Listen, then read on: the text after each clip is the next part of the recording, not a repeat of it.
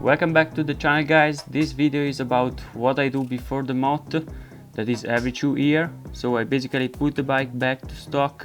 I'm not gonna be talking about the obvious components that everybody checks, like lights and turn indicators, but I'm going to let you see me putting back all the stock components such as exhaust, snorkel in the air filter, original jets, original back turn indicators, because the front ones are already stock, and then the original number plate holder, and I think that's it. So as you saw, I already put the snorkel back in the air filter. It's pretty straightforward and easy. Now I'm taking off the fuel tank. There's no need for unscrewing all the screws of the lateral panels. I just take the front ones off. In this clip I'm taking off the rear side panel to dismantle the Giannelli, the powerful Giannelli exhaust.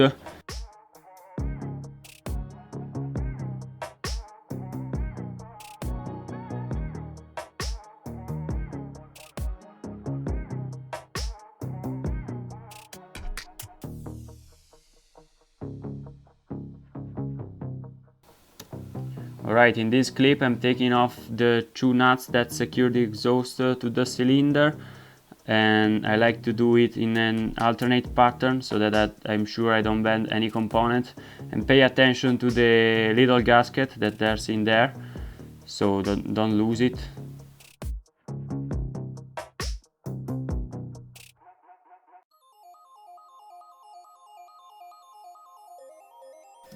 So I remove the rear brakes reservoir so that it's easier then to work on the carburetor.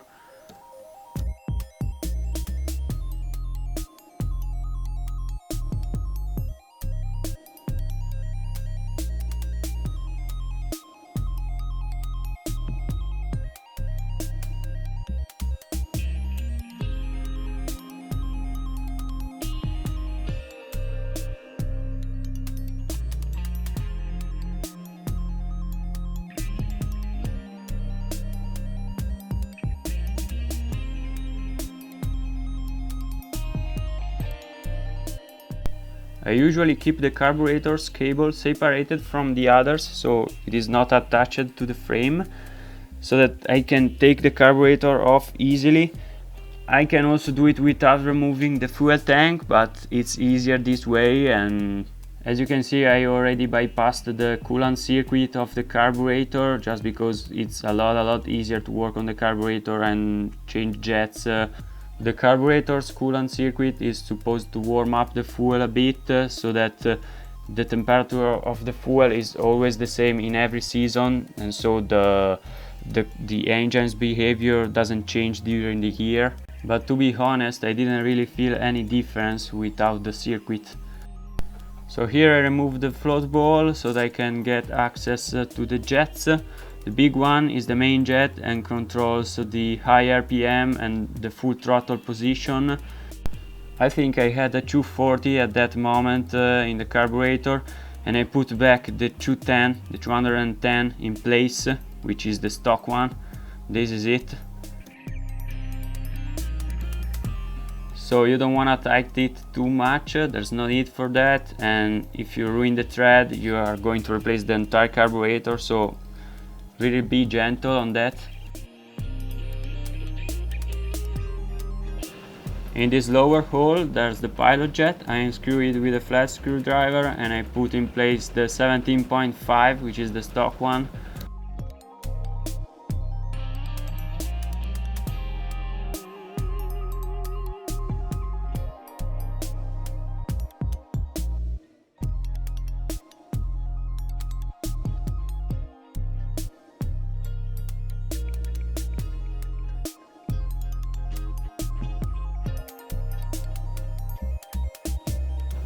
Putting the carburetor back in place is pretty difficult, so make sure that the manifold that there's between the carburetor and the air filter doesn't come out from the air filter, and you can use a little screwdriver to help yourself put the carburetor in place, as I'm doing here.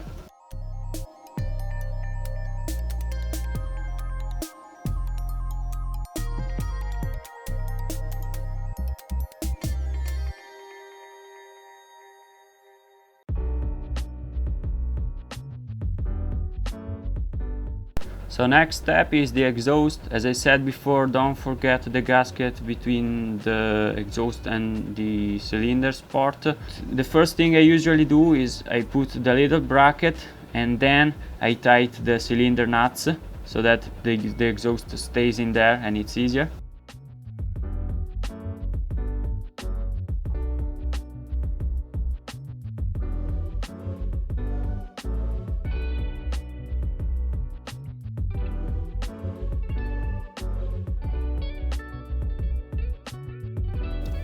Next step is refitting the recirculating circuit that goes from the air filter to the exhaust.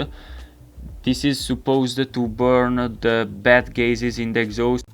This is a little reed valve that lets the air to go only in one way. In fact, the air can go from the air filter to the exhaust and not from the exhaust back to the air filter.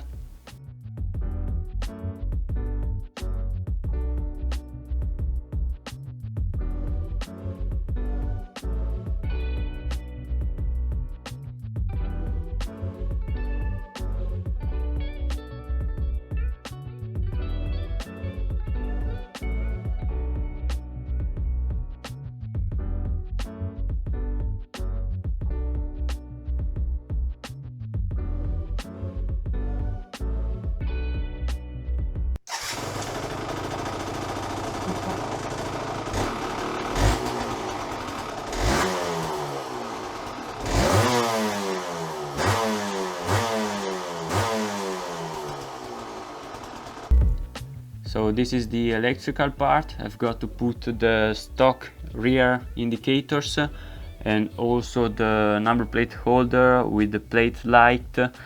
And I actually did 2 years ago, I actually did a pretty bad job in there. There are some really bad connections.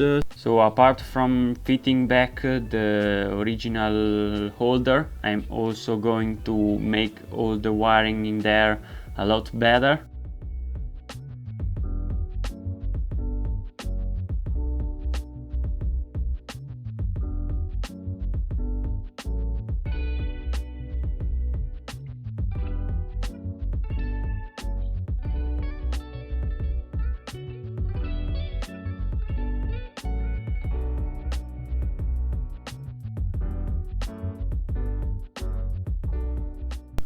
Look how messy these connections are. There are some fastons, some I don't know how I was able to make this lighting work, because this is so bad.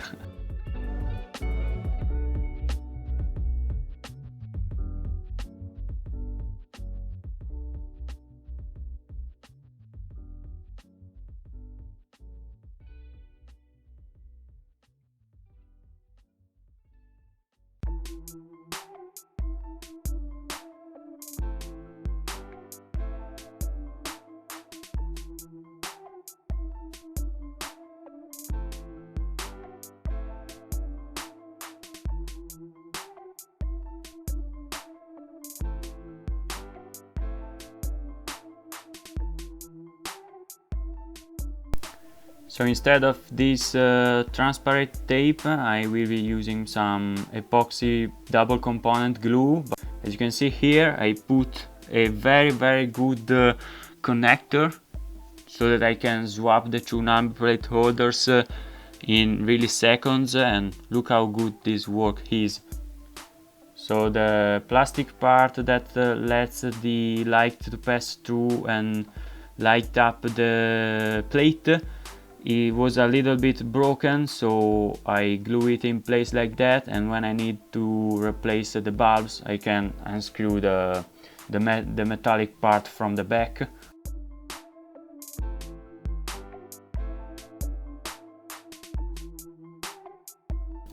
Don't forget the gasket.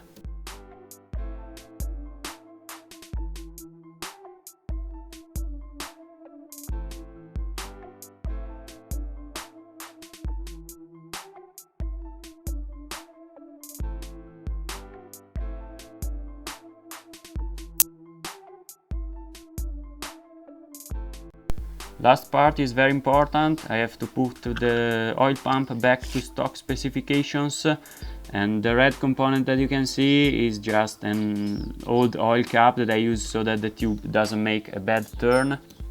After I made sure the throttle free play up on the handlebar is okay, so between 3 and 5 millimeters, I can go full throttle and set the oil pump with the two nuts in there. One is a lock nut and the other is for setting. So in full throttle, this one should be the position of the two marking signs. This one in full throttle. There we go.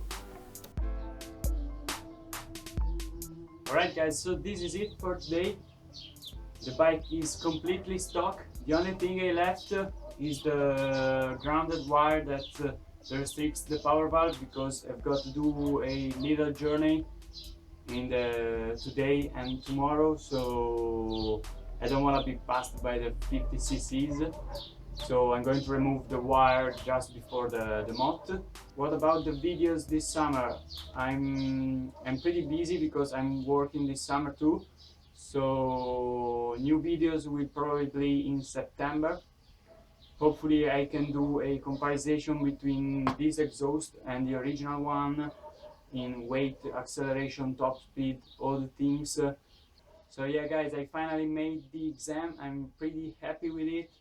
I don't know the mark yet, but yeah, should be okay. This means that I can finally touch some mechanical components after a lot of days in study, and yeah, I'm so happy.